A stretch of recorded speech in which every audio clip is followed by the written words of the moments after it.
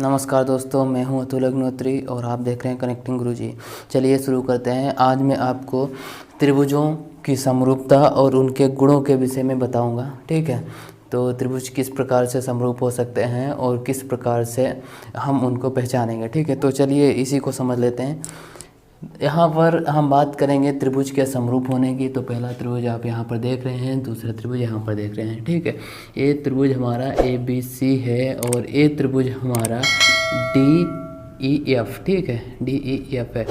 अब ये दोनों त्रिभुज आपस में समरूप हैं या नहीं है, ठीक है, वो हम कैसे पता करेंगे। तो सबसे पहले हम देखेंगे, अगर इन त्रिभुजों के, ठीक है, सभी भुजाएं बराबर हैं तो त्रिभुज हमारे समरूप होंगे। ठीक है, तो हम पहले इधर देख लेते हैं। दो त्रिभुज के सर्वांगसम होने के कुछ नियम क्या हैं। ठीक है, कोण A और कोण D। ठीक है, तो यहाँ पर देखते हैं त्रिभुज का कोण A, ठीक है, कोण A कोण D के बराबर होगा। ठीक है, कोण A जो है वो कोण D के बराबर होगा और कोण B जो यहाँ पर दिया है वो कोण E के बराबर होगा। ठीक है, कोण B कोण E के बराबर होगा।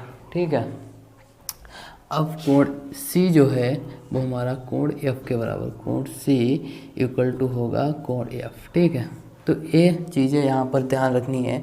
उसके बाद में हम देखेंगे, ठीक है, एक कोण बराबर हो जाएंगे। फिर क्या है, भुजा AB जो है DE के बराबर होगी। ठीक है, मतलब A वाली जो भुजा है इस वाली भुजा के बराबर होगी। ठीक है, फिर भुजा AC DF के बराबर होगी। ठीक है, AC जो है वो DF के बराबर होगी और उसके बाद में भुजा BC EF के बराबर होगी। जो BC भुजा है हमारी, ठीक है, वो हमारी EF के बराबर होगी। ठीक है, तो इस प्रकार से हम त्रिभुजों की समरूपता के बारे में पता करेंगे। अब होता क्या है, अगर त्रिभुज समरूप है तो उसका क्षेत्रफल भी समान होगा। ठीक है, यहाँ पर AR का मतलब है त्रिभुज का क्षेत्रफल। ठीक है, AR का मतलब है त्रिभुज का क्षेत्रफल। अब होता क्या है, अगर त्रिभुज समरूप होंगे, ठीक है, तो उनका क्षेत्रफल भी समान होगा।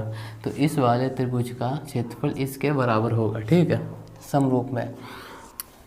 ठीक है, बात अब हम कर लेते हैं कि भुजाओं से हम कैसे समरूपता प्राप्त करेंगे या कैसे पहचानेंगे। ठीक है, तो पहले तो आप लोग स्क्रीनशॉट ले सकते हो। ठीक है, इसका स्क्रीनशॉट ले लीजिएगा और फार्मूलों को ध्यान से विस्तृत तरीके से। तो अभी हमने त्रिभुजों के सर्वांगसम होने के विषय में बताया और उनके समरूपता के संबंधित नियम क्या बनेंगे वो भी बताया। तो अभी देख लेते हैं, पहले क्या होगा, त्रिभुज ABC और DEF कैसे सर्वांगसम होंगे। ठीक है, उनके कोण बराबर होंगे। ठीक है, उनके कोण बराबर होंगे, उनकी संगत भुजाएं बराबर होंगी। संगत भुजाएं मतलब A वाली भुजा इस वाली भुजा के बराबर, A वाली भुजा इस वाली भुजा के बराबर और A भुजा इस भुजा के बराबर होगी। ठीक है, अब क्या हम करेंगे, उनके क्षेत्रफल को भी बराबर रखेंगे, मतलब समान होते हैं। क्यों होते हैं, क्योंकि वो सर्वांगसम है, समरूप है। ठीक है, अब क्या करेंगे हम इसमें, त्रिभुज AR का मतलब हमने बताया था त्रिभुज का क्षेत्रफल होता है। ठीक है, तो A वाला जो त्रिभुज है इसका क्षेत्रफल इस वाले त्रिभुज के क्षेत्रफल के बराबर होगा। मतलब त्रिभुज ABC का क्षेत्रफल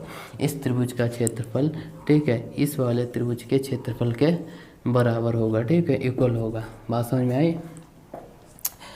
देखते हैं अब और भी नियम क्या बनेंगे। अब भुजाओं से संबंधित और कोणों से संबंधित नियम भी बनेंगे कुछ, तो उन्हें देख लीजिएगा। भुजाओं और कोणों से संबंधित नियम मतलब इसमें क्या होगी, दो भुजाएं, ठीक है, और एक एंगल, दो भुजाएं बराबर होगी, एक कोण बराबर होगी तो सर्वांगसम होगा।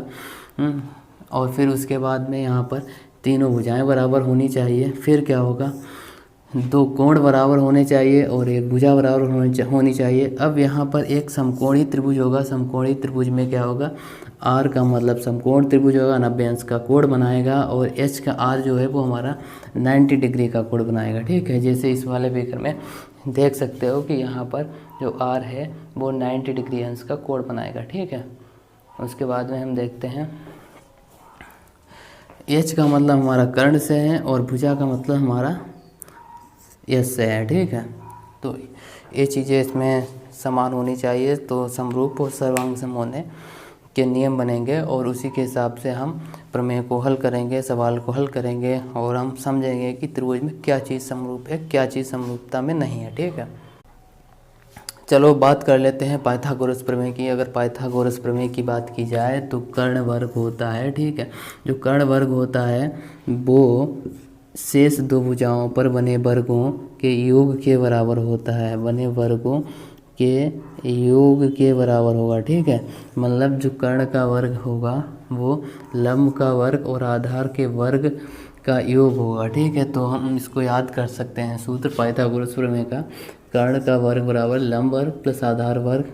ठीक है, जो कि आप फिगर में देख सकते हैं, कर्ण AC है, AB हमारा लंब है, BC हमारा आधार है। ठीक है, इस प्रकार से हम अगर एक भुजा दी होगी इसमें और एक भुजा अज्ञात होगी और हमारा लंब भी दिया होगा तो हम अज्ञात भुजा को निकाल सकते हैं।